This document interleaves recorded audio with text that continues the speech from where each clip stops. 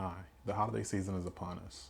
More of us will be visiting family and friends, and if you're anything like me, you'll want to take a firearm with you. So in this video, we're going to cover how to fly with your firearm. So if this interests you, please keep watching. And also, please stay to the very end while I give you a few of my personal bonus tips. And all links are in the description.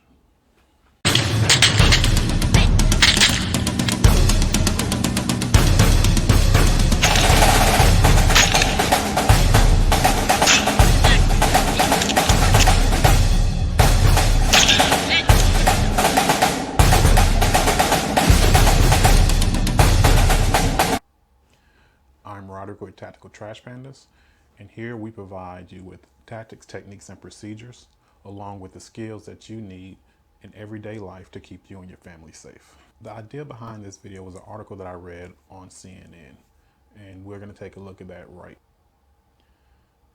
Okay, so as you can see, at the time of this recording, this was about a week ago. The part where I want to highlight here is where it says TSA reports catching 4,650 firearms at the checkpoints in the first 10 months of the year, a majority of which were loaded. That number surpasses the full year record of 4,432 set in 2019. Also, during the lows of air travel during the pandemic in 2020, transportation security officers confiscated a gun from about 10 passengers in every 1 million. This year, they're finding 11 armed passengers for every 1 million. Okay, so why is this important? It says here, firearm fines by the TSA workers create an inconvenience for flyers during a time when more people are looking to travel again. And in international travel restrictions are loosening, gun discoveries slow checkpoint lines and trigger a local or airport police response. Airlines officials, meanwhile, are asking airport police to be proactive about spotting intoxicated or otherwise agitated passengers who may spark in-flight disturbance. So this here is interesting. The penalties for attempting to bring a firearm through a checkpoint start at about $2,500 for an unloaded weapon and range up to $10,000 for a loaded weapon. Penalties are higher for subsequent offenses. Okay, so before we get started, we're going to make sure all firearms are unloaded and clear. And yes, we do have firearms and ammunition present, but the firearms and the ammunition are not the same caliber. So we have 308 and 300 blackout ammunition, and we have a 22 Glock and a 308 revolver, or 38 special revolver. So there's no chance of any accidental discharges. Okay, step one, check the state police website in the state or states that you plan on visiting. Make sure that they honor your permit. Okay, step one is very important. If you're not authorized to carry a firearm at your final destination, it makes no sense to go through the following steps. Step two, check the TSA's website to make sure that you are following all current procedures. So I do this from time to time just because I don't want to get to the airport and they changed the rule 2 days ago or 2 months ago and I forgot to check, and now I'm in violation of policy. So it's always a good idea to just do a double check and make sure that you're following the current procedures. Just go to the website. It takes about 5 minutes. Step three,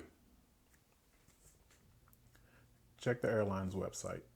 Each airline has its own procedures for checking in a firearm and ammunition. Some airlines allow you to fly with your ammunition stored in magazines, while other airlines want you to keep your ammunition stored in the original container, while other airlines want you to keep your ammunition stored just in a case. So just check before you get there so you're not stuck with having your ammunition in magazines and they want them in boxes. Step four, firearms must be unloaded. Ammunition may be stored in the same bag, but not in the same case. Step five, firearms should be locked in a hard-sided container. Rifle cases should be lockable on both ends and in the center.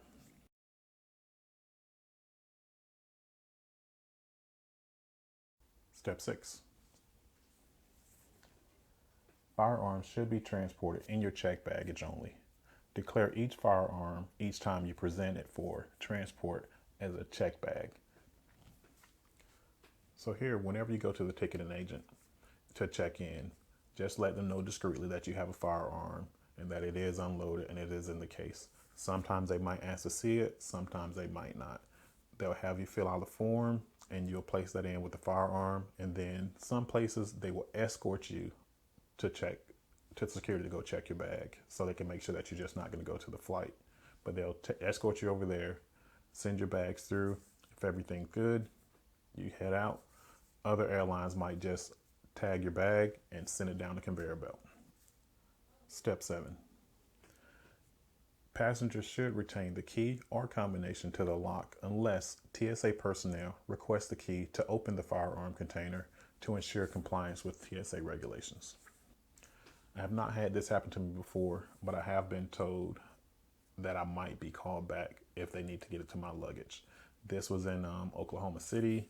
When I was traveling through DC, TSA was right there when I sent my bags through, so they gave me the thumbs up and I just boarded my flight. Step 8.